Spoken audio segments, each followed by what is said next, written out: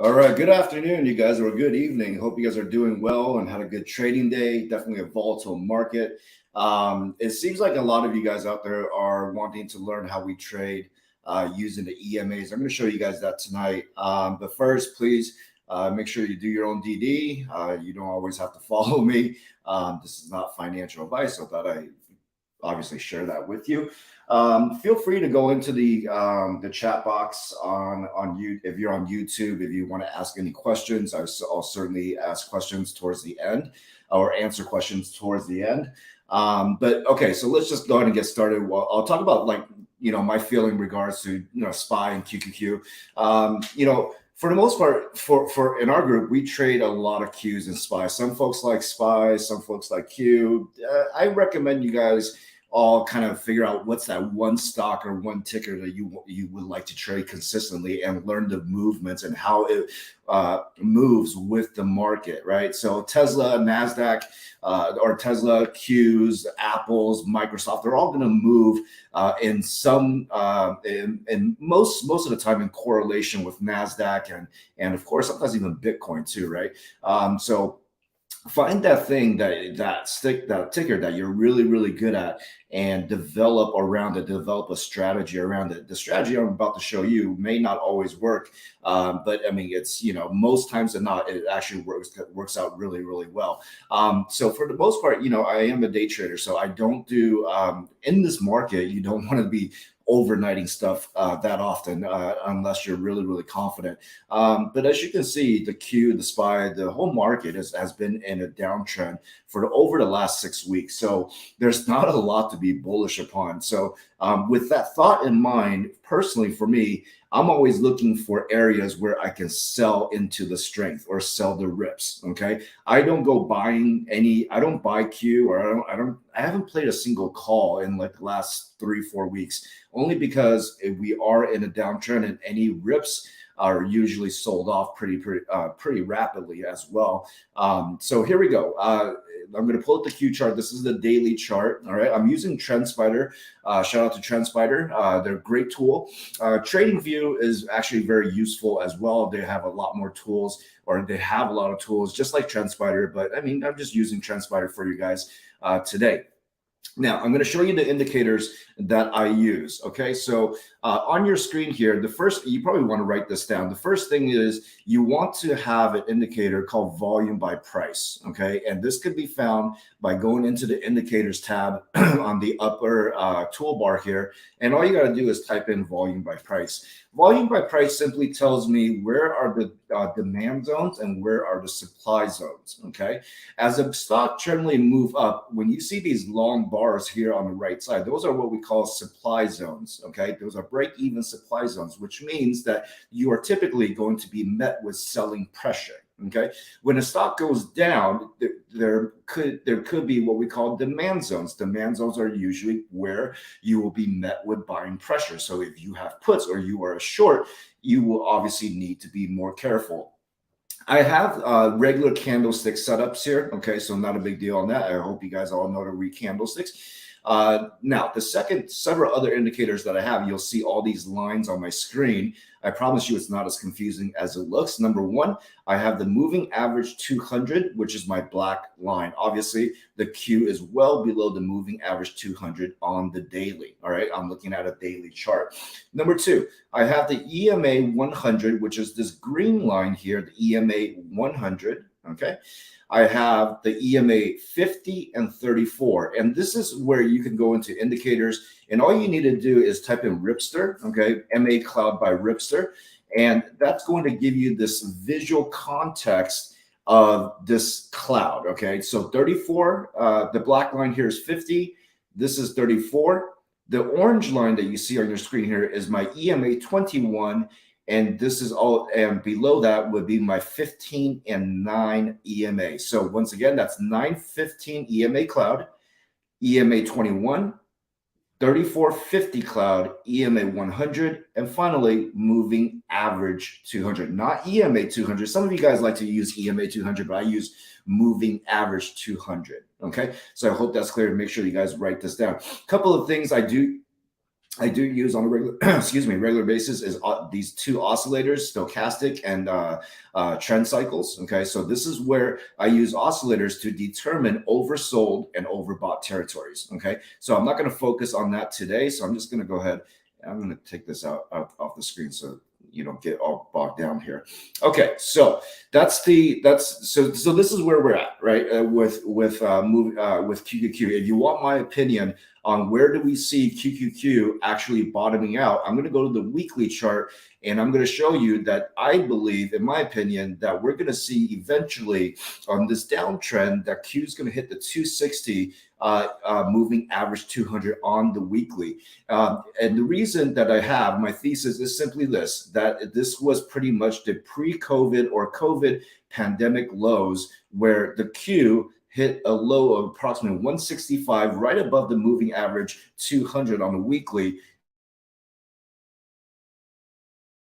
in and picking up cheap shares here around the 260 mark. Okay, 260, 270. Don't quote me on it. It's going to be somewhere around there.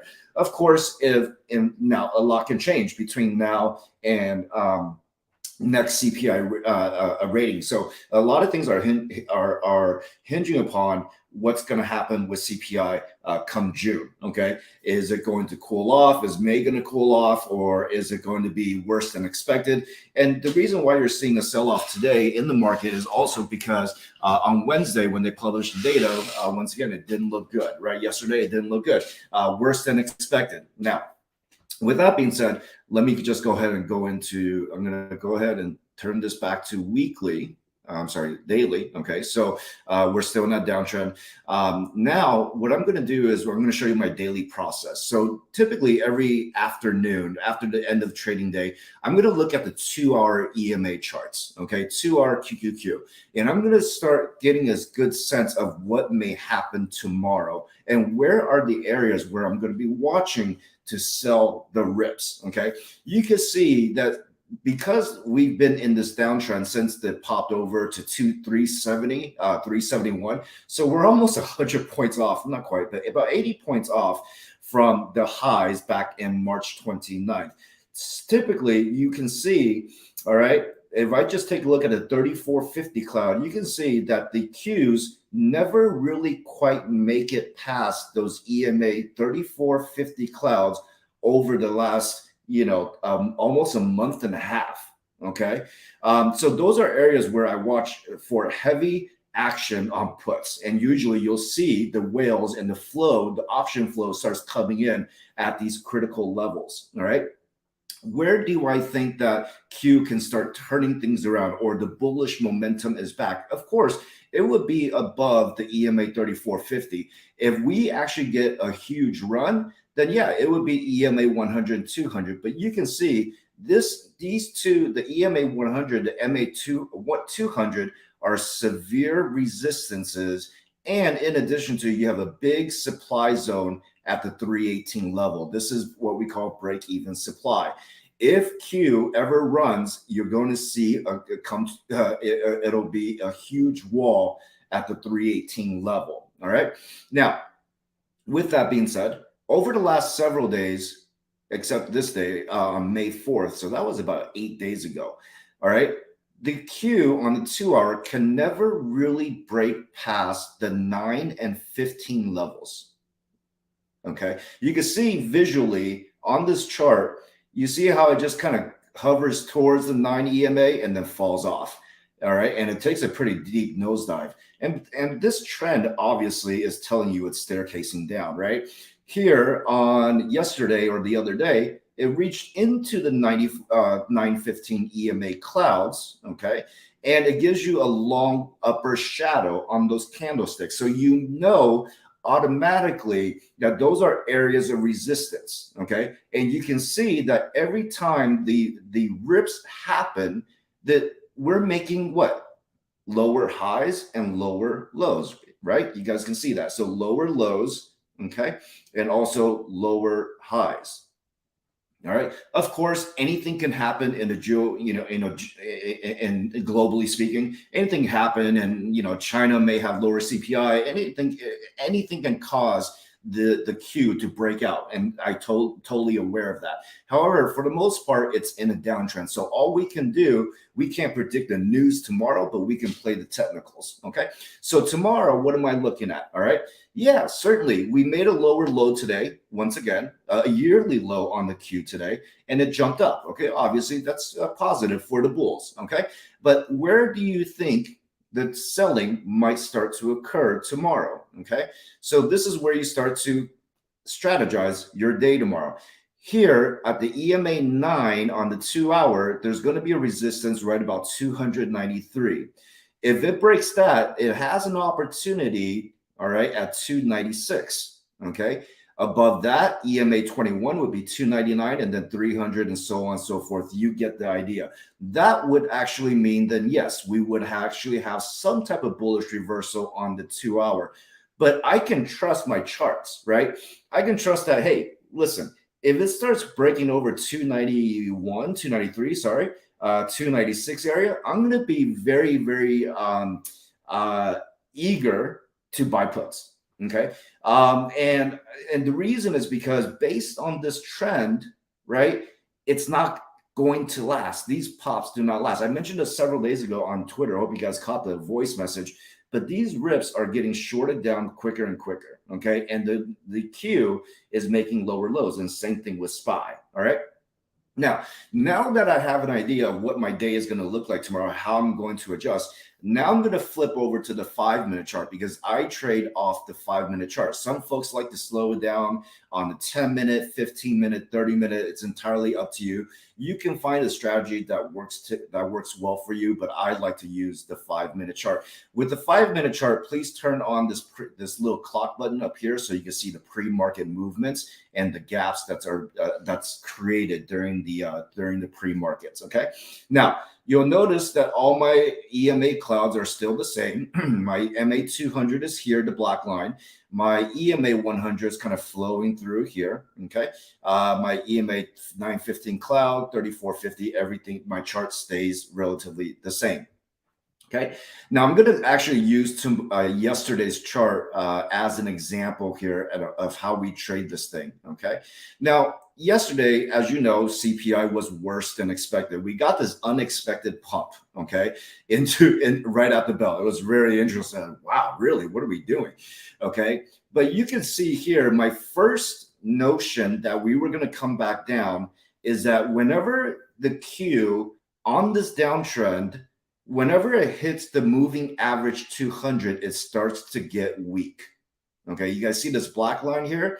Whenever it hits over that 200, it starts to get weak, and then it retests that MA 200 as a support. But if it fails, it falls through. Of course, during some volatile times, the first part of the morning, it generally has a habit to the Q anyway, or the market has a way of retesting that moving average 200. And this is where it gets really, really choppy, right? It gets really choppy. It hangs around the 200. This is an area where I don't like to open positions, okay? And the reason is because if the prices stick around MA 200, it's going to whipsaw back and forth, okay? And it's going to kill your premiums, all right? Especially if you're in calls or puts, it's going to kill you one way or another, and it will freak you out, and it's emotional. So you want to avoid yourself by going into positions whenever the Qs on the 5-minute is trading around the moving average 200. Now, with that being said, once the chop started to kind of die down, now I'm getting a sense that, okay, that pump wasn't going to last very long. And it hit an EMA on a 2-hour yesterday anyway. So I start to what? I start to draw patterns, okay, on my chart. I start to look at these little breakouts with the long wicks, and I start to draw this downwards trend line, okay? And then I start taking into account this support here that's starting to that could potentially break down over the course of the day, all right? Now, one thing you'll notice here is the 3450 cloud is above my 9 and 1521 cloud. Okay. This is a time where I'm not bullish at all. All right. What you typically want is your 915, 3450 stacked in chronological order. Okay. You don't want the 3450 above or the 9 and 15 below, and then you have the moving average 200 way above. It just gets really choppy. That signals a bearish momentum. All right. Now you should also have separate monitors, and you should also be watching Nasdaq and also S&P 5 and also the VIX. Okay, those as a side note, you should be watching those as a kind of to see where the momentum is shifting. Okay, now yesterday I started to trigger puts. All right. The reason I triggered put, all right, is because once I know that it kept rejecting the moving average 200, rejecting this downward, this trend line's resistance here, and okay, and it starts dipping below my clouds here. This was a trigger for me to start going short. Okay. Now I know that as I draw this line down, I have opportunity to take profit at this line. I can actually reload the puts. Now, we're pretty quick to take profits. If I see that trend starts shifting once again, like it happened yesterday during this mid-morning, once that starts happening, I'm going to sell my puts and just sit and wait for the next rejection. If you could look at the Q, it pumped up for 20 minutes up to the moving average 200 test again, and then failed, and even failed the EMA 100. All right. And coming back into the cloud. That is another short signal. Okay. And you can actually be very confident in this downturn that those are going to be good short signals. So what happened? It downturn again. And then you get this crazy candle out of nowhere. Okay. Now notice the volume on this candle. And this is important to read too. Whenever you see low volume, big green candle, those are generally fake pumps. Okay. So you got to be careful. Don't get emotional. Don't get necessarily get stopped out either.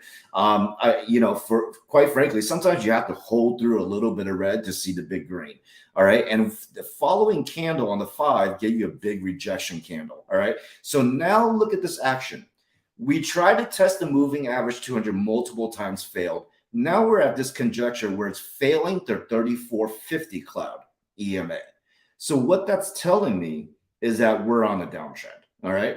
Big kill candle just to kill all that was a big bull trap on that candle. Okay. And then continues down. Here, I start taking profit because why? It hits my support trend line here on the downside. So I'm going to start taking profit here. But notice what happens. It actually starts breaking trend. Okay. Not only does it break trend, all right, it bounces into the 9 and 15 cloud and then rejects another short signal. What you could do is if you buy puts, you could take profit. If it goes negative, you could average down on, especially on a downward day. You know that the stock market is heading down, right? And start reloading puts whenever it gets to the 9 and 15 EMA. And then we have some type of bullish reversal here. Once again, gets rejected at the 3450. Reload those puts. I like to trim profits at every spike or every kill candle. Okay. This is a kill candle. These are kill candles for sure. Kill candle. All right. And this is a kill candle. I like to start taking profits. And for the rest of the day, you guess what? If you're gonna at this point, if you're gonna hold Q puts overnight, you don't need to panic. Why? Because it'll do that at the end of the day with these short little spikes, upper long wicks into the 9 and 15 clouds just to kind of fake you out. Okay. But then at the end of the day, it goes down. All right. And then it gaps down the next day. So we did in our group yesterday, we did 280 puts yesterday. We sold most for profit, held some overnight, and then woke up to 157% right out the bell. So this worked out perfectly in this downtrend. Now, all right. So let me pause for questions. Screen is blurry. Not sure. Looks like it could be the internet connection. All right. Will this be video better than 250 again? Okay. All right. So let's go into today. Let's see what happened today. All right. More or less, today actually just kind of was yesterday on a different scale. All right. Let me kind of reduce the size here. Okay, a little bit here. All right. We're still making lower highs. You can see that we're still making lower highs, lower highs and lower lows. Okay, the Q did hit a yearly low this afternoon at 284.94. Okay, double bottom bounce. This is a double bottom bounce. Therefore, I'm not even going to buy. I'm not even going to bother with calls at this point. Okay, can it absolutely fly tomorrow? We'll see. Doesn't matter. But you can see that the 9 and 15 34 21 34 50 was very much stacked this morning. Okay, but the problem here is in a downward market, you don't want to get trapped into being bullish when you have a slight run up such as this. Okay, and how did I know that this run up wasn't going to last? Well, number one, all right, first part of the morning it got rejected at the moving average 200. You could clearly see that. And then for the next 20 minutes, it hung out near this moving average 200. I was like, wow, this is going to this is going to be a choppy day, right?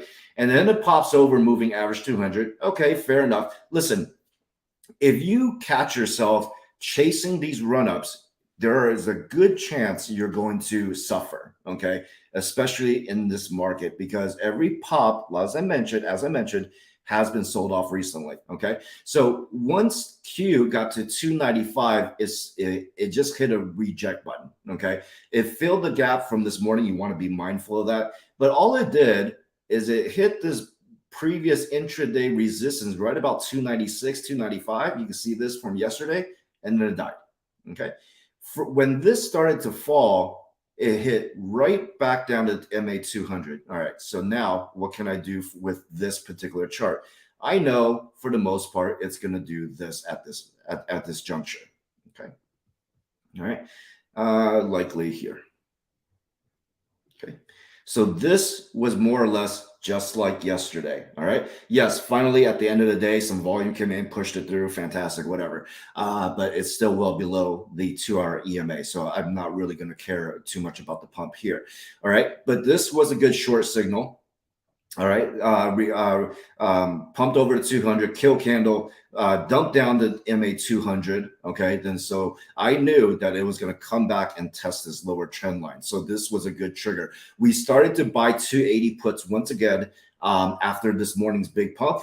We obviously cut it 150+%. You got to take that profit. We started buying puts here. Okay. Once I know the downtrend is coming, it's a good trigger. It's a good short signal. Then it went back over the moving average 200, failed it again more. So what? Another short signal, right? And play it all the way down. And then I held on to it, and I still hold on to a few puts overnight. And then finally, towards the end of the day, it actually pushed over moving average 200. But you see, even here in the after hour, it has no strength to get back over to the 295. Even with this pump over the last hour of the day, it wasn't anything. There was some volume coming in, but it didn't have any strength to really do like a squeeze or a short cover rally over that moving average 200. So with that being said, I'm like, okay, I'm just going to hold on to my puts. I mean, if it gaps down, it gaps down, but I took most of my profits today anyway. Now, with that being said, once again, that's how we typically trade the EMAs on the 200. Now, the 2-hour EMA, all right, so here we are right below the EMA 15, all right, EMA 21. So these are areas, right, tomorrow morning that I'm going to be looking after to see where I can start buying puts again. I'm obviously going to go with the flow. If the somehow we get this bullish run tomorrow, great, fantastic, then I'll buy calls. But I honestly have not bought any calls on the Qs for the last several weeks just by using, or several weeks, more than 2 weeks, just by using this method, because I know confidently, at least until I'm proven wrong, that the Q are going to reject these EMAs pretty hard. So that's it for today. I'm going to go to questions. Will this be available later? Yeah, it will. Yeah, no questions. Okay, fantastic. No worries. All right. So I hope that was useful. And Quick commercial message. If you want to trade with us, we definitely have a community of other traders besides me that are experts, and you can join us at therockTradingCo.com. Special price this month anyway. This saves you a good saves you 25% off the regular price. All right, and you'll get these videos from me, other traders. You'll also get everyday market update videos. I think it's a great way for you to stay attuned or abreast market conditions and financial news and global markets. All right. So with that being said, I will see you guys later.